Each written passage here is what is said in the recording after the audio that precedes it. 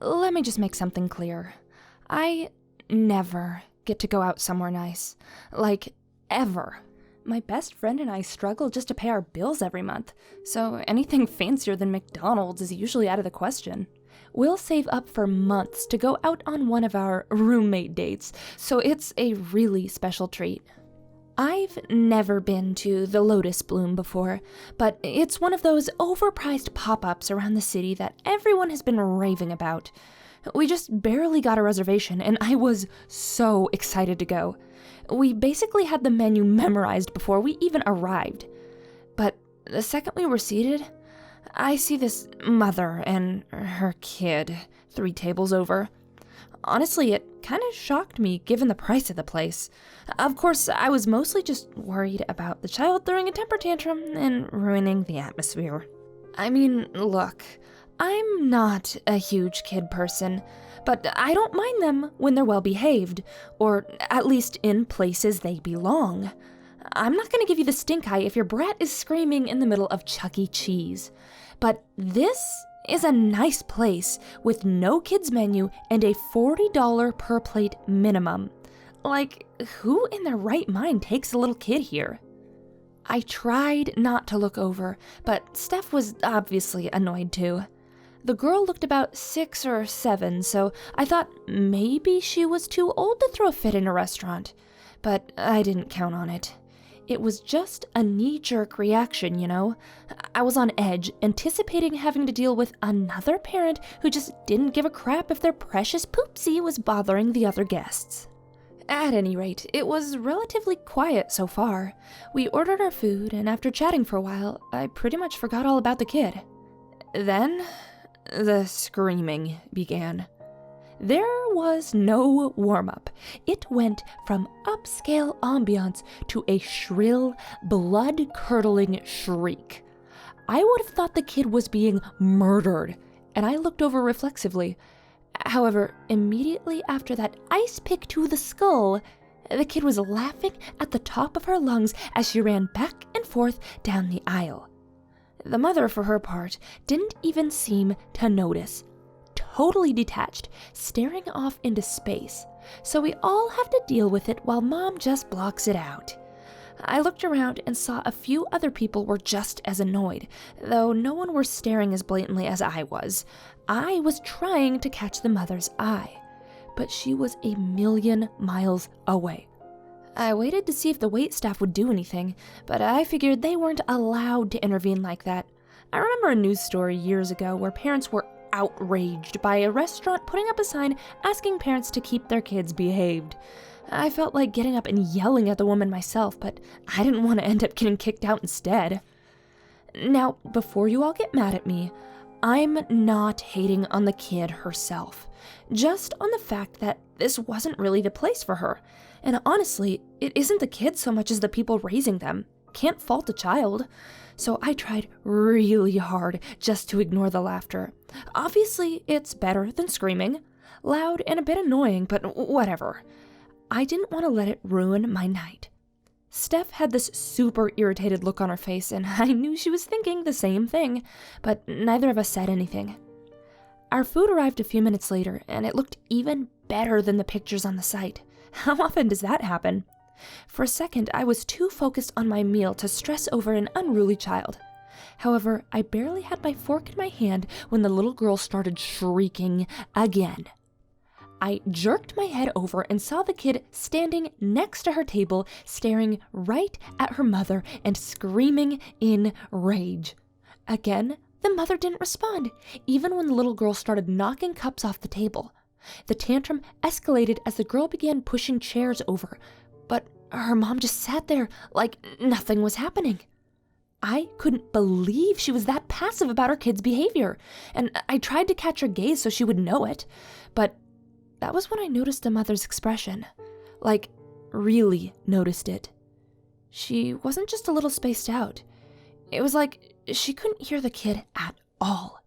In fact, her eyes were kind of glazed over, and for the first time, I saw how pale and exhausted she looked. Maybe that's normal for a parent with a difficult child, but this just seemed different. The sound of shattering glass made me jump. and I realized the girl had managed to break a plate. That was when a server finally approached. Maybe the manager based on attire. I was relieved and really hoped they would just ask the woman to go. It was hard not to rubberneck, but I turned back to my plate. Maybe they'd leave without causing a scene. But when the girl screamed again, it was like a shockwave through the restaurant. My water even rattled, and Steph and I looked at each other. I heard a strange sound, and when I looked over, I noticed the manager was partially hunched over. His hand was on his mouth and his eyes were closed.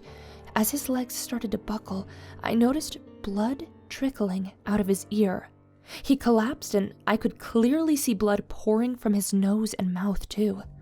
Most of us stood up then. Some diners ran over to help, calling for someone to dial 911. I noticed people around me with their phones out before I could even reach for mine. But seconds later, the girl was screaming again. And all of the people who had been trying to help the manager suddenly cried out in agony. Several of them fell over, and the ones who didn't were holding their heads. I noticed that they all had blood running from their ears, some of them their noses, even their eyes. I stumbled back and knocked over my chair. Steph was up now too, and we inched away from the scene. The girl screamed again, and several of the patrons screamed with her as the blood gushed from their mouths, eyes, and ears. The rest of them hit the ground then. Some of them had their eyes open, unblinking, dead-eyed, like the mother. The little girl turned to face the rest of us, her face red with rage. I can't remember clearly what happened after that. I recall people screaming and pushing, rushing to the doors. Steph and I were just far enough back to avoid getting trampled, as tables, chairs, and people alike were shoved out of the way. When the girl screamed again, all I could hear was ringing. I cringed and grabbed my ears. They were wet. For a moment, my vision swayed, and I thought I might pass out. Beside me, Steph had fallen to her knees. I gritted my teeth and grabbed her by the elbow, hurrying to the exits as fast as I could. But when I got there, I saw people freaking out, banging on the doors and windows, unable to open them. There were people at the emergency exit, people throwing chairs at glass. The doors weren't budging. My ears throbbed, but my hearing was starting to come back now. I looked over and saw the little girl crawling up to the level where all of us were huddled. Tables and chairs began to topple out of her way without her even touching them. My adrenaline was way too high to really process what I was seeing. I just knew we had to get out of there. There were no other options, so I grabbed Steph and made a run for the back. I figured there had to be an exit through the kitchen, though I feared it would be blocked too. It was better than just standing there either way. Once we reached the kitchen, however, I quickly realized I wasn't the only one with that idea. We met an aggressive crowd pushing through the small space in a frenzy. If we tried to push through, we'd probably be injured. When the girl screamed again, even from the other room, the pots on the stove exploded, covering people with boiling water. Some of the burners were still on, and the fire burst through the air, spreading over the panicked patrons. I froze, watching people burn alive before me, until Steph grabbed my hand and pulled. Together we ran down the back hall, and it was a dead end, but for the bathrooms. The handicapped restroom was the only one that was single stall, the only room that locked. We ran inside and secured it, then put our legs up against the door from that position to make it even harder to open. Of course, putting pressure on the door wouldn't stop it from being ripped off its hinges, and I get the feeling that our efforts are pointless. I tried 911 several times, but all I heard was a sharp, static kind of sound. The screaming outside of the room was so loud. I felt like it was cutting through me. It went on for a long, long time. Steph and I have been in here for a good half hour. The screams have gradually died down, and it's gotten pretty quiet. We talked about checking to see what was happening, but I don't think that's such a good idea. Especially not when it's so silent after all. Even if people had managed to escape, it wouldn't be this still. I can hear steps, though, echoing down the hallway. Someone's heading our way. Short, bouncy steps. Skipping, maybe. Steph is reaching for my hand. I guess I'm done typing anyway.